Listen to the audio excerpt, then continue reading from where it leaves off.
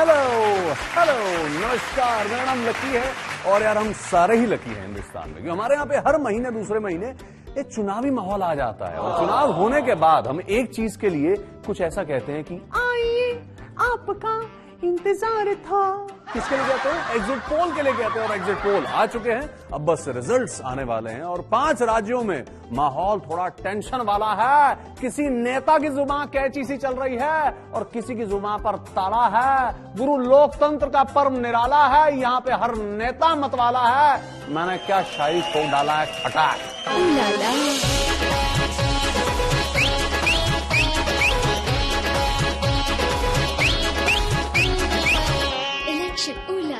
मेरे प्यारे देशवासियों, मेरे भाई और बहनों, 5 राज्यों में आज शाम से अरे नहीं घबराइए नहीं, कुछ नहीं बंद होने वाला है भैया। बस इलेक्शन के नतीजों का इंतजार हो रहा है और वही होने वाला है। और मैं आपको इस टेंशन भरे माहौल में ऐसी एंटरटेनिंग चुनावी डोज दूंगा जिसके बाद आप शाहरुख सलमान सबको भूल जाएंगे। एक बार जो मैंने कमिटमेंट कर दी उसके बाद तो मैं खुद की भी नहीं सुन पाऊंगा। आप तो हमारे माए बाप है सर, है कि नहीं सर? हाँ। अब देखिए, हिंदुस्तान में चुनाव एक ऐसी नाव है जिसकी पतवार होती तो वोटर के हाथ में है, लेकिन वो हमेशा याचक की मुद्रा में हाथ जोड़कर खड़ा रहता है ना? ये भाई टॉयलेट बनवा दो भाई, स्कूल बनवा दो भाई, एयरपोर्ट बनवा दो भाई, नौकरी दिलवा दो भाई। वोटर का काम होता है मांगना, वो मांगता रहता है। नेता का काम होता है वादे करना, वो भी वादे करता रहता है। इस बार भी ऐसा ही हुआ था। जनता हाथ जोड़कर खड़ी रही और नेता रेवड़ियां बांटते बांटते ऐसे कह रहे थे, तेरे वास्ते फलक से मैं चांद लाऊंगा। आपको 25 रुपए हर महीने मिलेंगे, सारी दवाइयाँ फ्री मिलेगी, 5 बीघा मुफ्त में जमीन आवंटित करी। बेटी पैदा होगी तो लखपति पैदा होगी, मध्य प्रदेश की धरती पर फ्री मिलेगी, मुफ्त। तेरे वास्ते फलक से मैं चांद लाऊंगा, 16-17 रेवड़ियां संग बंटवाऊंगा। तेरे वास्ते मैनिफेस्टो मैं बनवाऊंगा, उसमें फिर कई नए ऐलान रखवाऊंगा।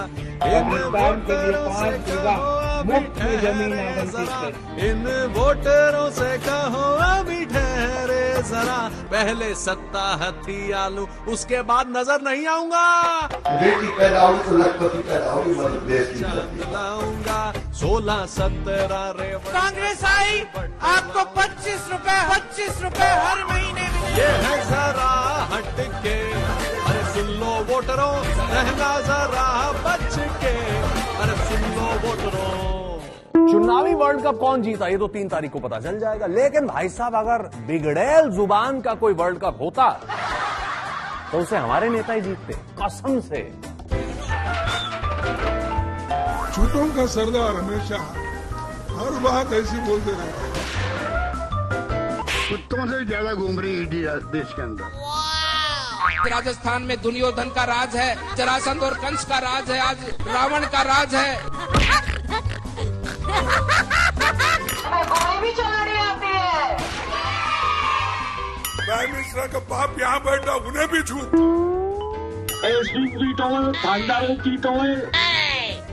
थानेदार पुलिस वाला बुलाएगा चौकी में, माँ बहन कर देगा, हमें तो बोलना तो नहीं चाहिए।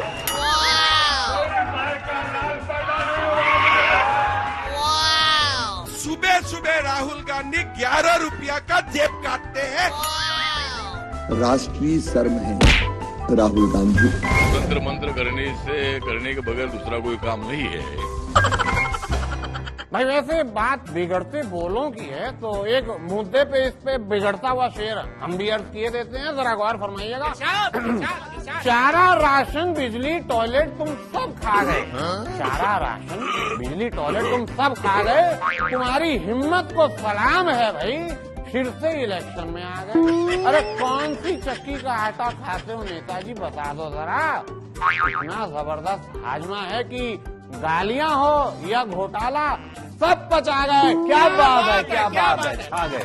तेरी मोहब्बत में हो गए फना, मांगी थी नौकरी मिला आटा दाल चना। पता है कि नेताओं की एक अच्छी बात तो होती है कि वो धर्मनिरपेक्ष होने का दावा करते हैं, लेकिन शर्मनिरपेक्ष होते हैं।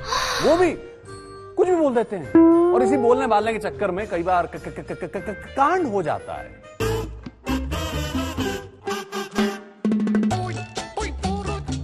मध्य प्रदेश में उनकी सरकार जारी है, राजस्थान में भी सरकार जारी है, राजस्थान में भी सरकार जारी है, छत्तीसगढ़ में भी जारी है। सॉरी, उल्टा बोल दिया।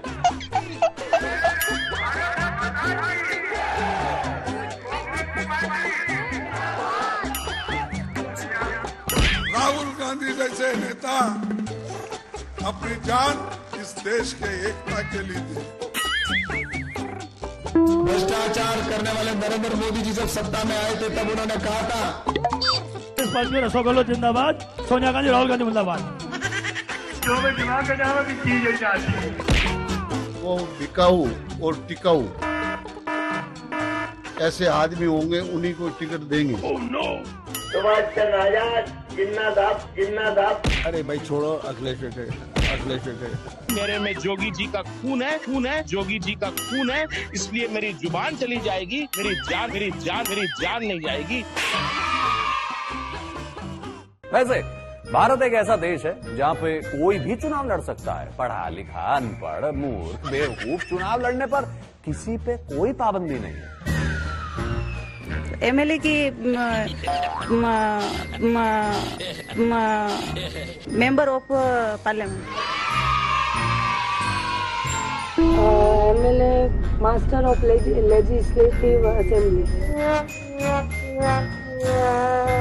एमएलए की फुल फॉर्म तो ये जनता के द्वारा चुना हुआ है, बाकी तो अब जनता फुल फॉर्म विधायक फुल एमएलए की फुल फॉर्म क्या होती है? फुल फॉर्म सर याद नहीं है। मैं बताऊं? हाँ, विधानसभा का अध्यक्ष होता है और विधायक होता है एमएलए, विधायक होता है एमएलए। एमएलए की फुल फॉर्म क्या होती है? एमएलए की सर मैं ये बताना चाहता हूँ कि फॉर्म बता दो, मेरी बात सुन सर। एमएलए मतलब जनता का सेवक है। यार छोड़िए यार, इस चक्कर में काहे फंसना कि कौन कितना जानता है।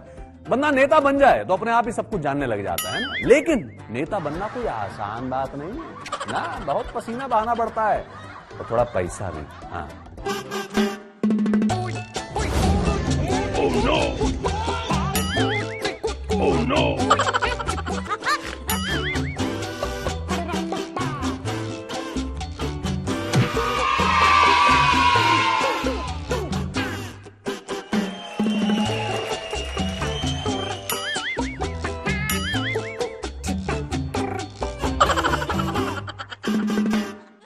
भाई इस बार राजस्थान के चुनाव में दो मुद्दे बहुत ही चर्चा में रहे। एक थे बागी और दूसरी थी डायरी। ये गांधी डायरी है।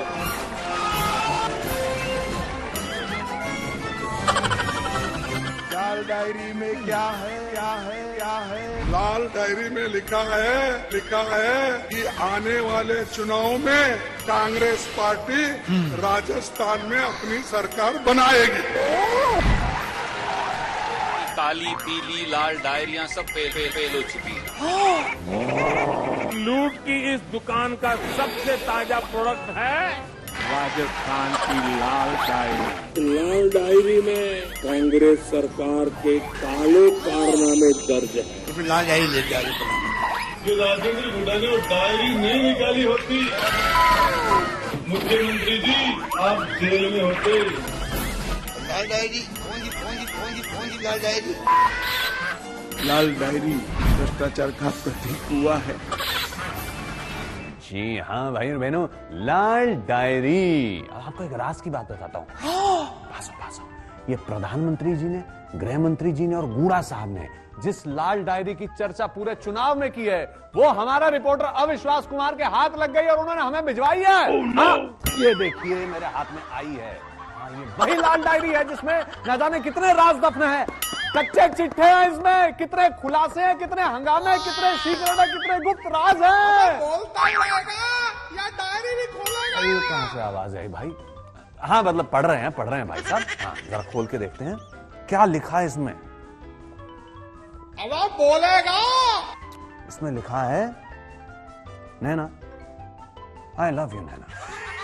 आंखें बंद करता हूं तो तुम्हें देखता हूं, आंखें खोलता हूं तुम्हें देखना चाहता हूं। ये क्या कल हो ना हो की शायरी लिखी है, पन्ना पलटाते हैं जरा। अगली लिखी है ये काम का है, धीरे धीरे चलेंगे। चुनाव की बात हो रही शायद। धीरे धीरे चलेंगे तो बार बार मिलेंगे, धीरे धीरे चलेंगे तो बार बार मिलेंगे, नहीं तो सीधा हरिद्वार मिलेंगे। ये क्या लिखा है यार? ये गुड़ा साहब ने क्या लिख दिया? दूसरा पन्ना पलट के देखें। हाँ ये राम मंदिर की बात हो रही है। राम युग में दूध मिला, कृष्ण युग में घी, इस युग में दारू मिली, खूब दबा के पिए। क्या लिख दिया यार?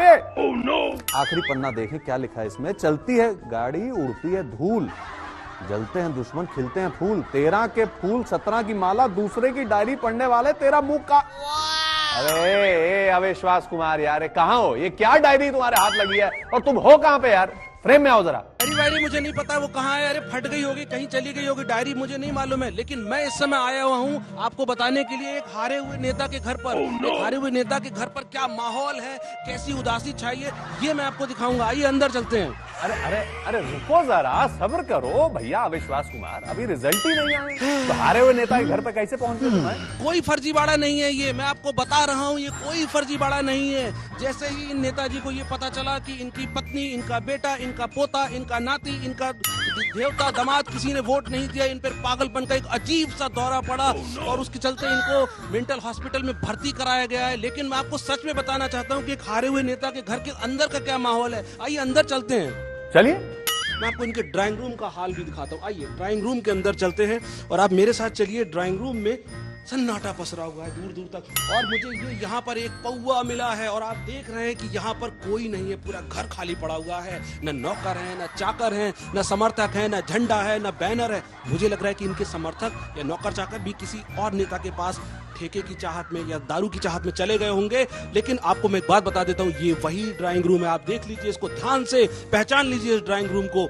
इसी ड्राइंग रूम में बैठकर नेताजी ने न जाने कितने ही घोटालों का कमीशन लिया और यही वो ड्राइंग रूम है, यही वो कुर्सी है जहां नेताजी का जो बड़ा बेटा था जब पहला मर्डर करके आया तो नेताजी ने कहा कि शाबाश बेटा, पीठ ठोकते हुए कि अब तुम चुनाव लड़ने लायक हो गए हो, मैं आला कमान से बात करूंगा। लेकिन अफसोस नेताजी के उसी बेटे ने उनको वोट नहीं दिया, विरोधी को वोट दिया, अपने पिता को वोट नहीं दिया। अफसोस की बात है ये। लेकिन अविश्वास कुमार, उनके बेटे ने ऐसा क्यों किया? क्योंकि वो विरोधी बेटे का ससुर है, रिश्तों का कत्ल करते हैं। आप देख रहे हैं किस तरीके से बेटे ने अपने बाप को वोट नहीं दिया, विरोधी ससुर को वोट दिया। क्योंकि जब दोनों नेता गठबंधन में थे तो उस गठबंधन के चलते नेताजी ने अपने बेटे की शादी अपने विरोधी से कर दी थी। अब बाजी पलट गई और बेटे ने विरोधी को वोट दे दिया। अफसोस। उतरेगी। हजरात हजरात हजरात, सारे नेताओं के लिए एक जरूरी खबर, अपने बेटे बेटियों के गठबंधन कराने से पहले अपने मन का गठबंधन पक्का करा लें। देखिए चुनाव जो है ये बहुत बड़ा रियलिटी शो है। अब एक चुनाव लड़ने के चक्कर में कईयों की पूरी जमा पूंजी निकल जाती है, लेकिन चुनाव कम वक्त चीज ऐसी है कि इसका नशा सा हो जाता है। अब देखिए ना, इनसे मिलिए जरा। ये है इंदौर के एक उम्मीदवार परमानंद तोलानी। अलग अलग 18 बार चुनाव लड़ चुके हैं, हर बार इनकी जमानत जब्त हुई। 1988 में मेरे पापा एक्सपायर हुए, इसके पहले वो चुनाव लड़ते थे और 1990 के बाद लगातार मैं चुनाव लड़ रहा हूँ। 18 चुनाव लड़ चुका हूँ पत्नी का मिला के। चलिए अब बात एमपी की करते हैं। एमपी बड़ा गजब का स्टेट है। अब यहाँ पे बीजेपी आलकमान ने बड़ी गुगली फेंकी। हाँ, कई मंत्रियों और बड़े नेताओं को विधानसभा का चुनाव लड़ा दिया। जो नेता चुनाव नहीं लड़ना चाहते थे उनसे जबरदस्ती चुनाव लड़ा दिया। अब जो सीएम है उन्हें सीएम इन वेटिंग का सिग्नल दे दिया। अब वो बेचारा गली गली भावुक अपील करता दिखाई दे रहा है और वो जो पहले से सीएम इन वेटिंग थे उनका कंफ्यूजन बढ़ा। तो भाई पहले वो नाचने लगे और फिर खुद हाथ जोड़ लिया कि भाई हमें सीएम नहीं बनना है, हमको मत बना सीएम। टिकट जरूर दे दिया मुझे, पर अंदर से खुश नहीं हूं, सच कह रहा हूं, इसलिए कि मेरी लड़ने की इच्छा ही नहीं। मैं कह दिया कि मैं सीएम के रेस में नहीं हूँ। मैंने 2018 में भी, 2013 में भी, और आपको भी हाथ जोड़ के निवेदन कर रहा हूँ, मैं सीएम के रेस में नहीं हूँ। सरकार आगे चलनी चाहिए थी नहीं, मामा को मुख्यमंत्री बनना चाहिए थी नहीं। उधर राजस्थान के लिए मोदी जी अपने भविष्यवाणी कर आए हैं और अशोक गहलोत ये फेविकोल के ब्रांड एम्बेसडर बनने पर आमादा हो रखे हैं, है ना। अब राजस्थान में कभी भी अशोक गहलोत की सरकार नहीं बनेगी। जहां कांग्रेस से उम्मीद खत्म होती है। मैं मुख्यमंत्री पद छोड़ना चाहता हूं, पर ये पद मुझे नहीं छोड़ रहा है। वैसे भी कौन कम वक्त नेता कुर्सी छोड़ने के लिए बैठता है? नेता तो बैठते हैं ताकि वहां बैठे बैठे पर लोग सुधार सकें।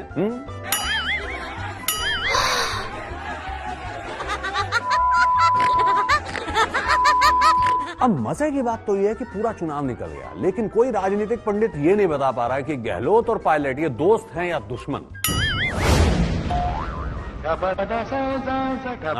उधर छत्तीसगढ़, वहां पे खूब हंगामा मचा, लेकिन सीएम साहब आदमी बड़े जानदार है, बहुत शानदार, मतलब टेंशन नहीं लेते हैं वो, आराम से कैंडी क्रश खेलते दिखे। अब छत्तीसगढ़ में भले शराब घोटाला मुद्दा ये बड़ा बना हो, लेकिन बघेल साहब को कहां फुर्सत है, शराब की नहीं कैंडी क्रश की उनको लत लगी हुई है। उधर केजरीवाल जी, हाँ जी नमस्कार जी, चुनावों में जुटे रहे हैं केजरीवाल जी भी, कभी दिल्ली के बाहर चुनाव ना लड़ने की कसम खाने वाले केजरीवाल जी ये इस बार मिजोरम तक में अपने कैंडिडेट खड़े कराए जी। हाँ, राजस्थान और मध्य प्रदेश ये तो उन्होंने अपने खासम खास और भगवंत मान के साथ उन्होंने वहां जाके खूब की पब्लिसिटी। देखो जी, ये मान साहब तो कॉमेडियन रहे हैं, ये कुर्सी इनकी चली भी की ना तो खूब पैसा पीट लेंगे, हमारा क्या होगा जी। ये क्या हो गया, केजरीवाल जी की आत्मा मेरे अंदर भूला, निकालते हैं इनको बाहर और बात करते हैं अब हम किनकी। अरे यार, हमारे अखिलेश भैया की। अब इन चुनावों में अखिलेश भैया ये काफी ट्रेंड में रहे हैं, बड़े एथलीट किस्म के आदमी है अखिलेश जी। Oh, no.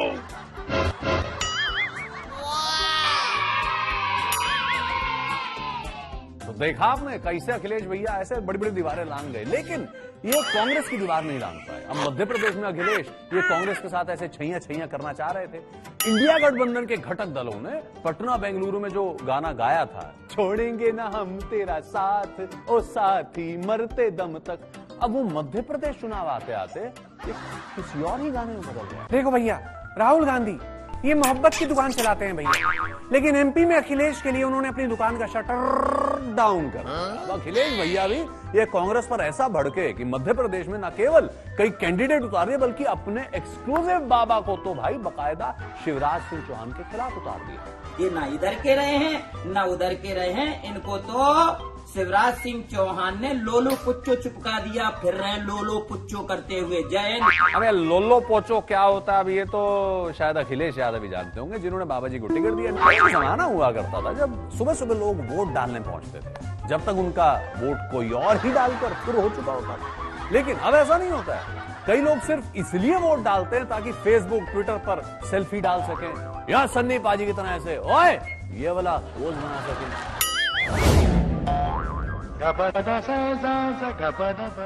ऐसे चुनाव आयोग ये तरह तरह के प्रबंध करता है ताकि वोटिंग की जो परसेंटेज है ये बढ़ सके, लेकिन सच तो ये है कि वोट डालना भी ये किस्मत की बात है। क्यों?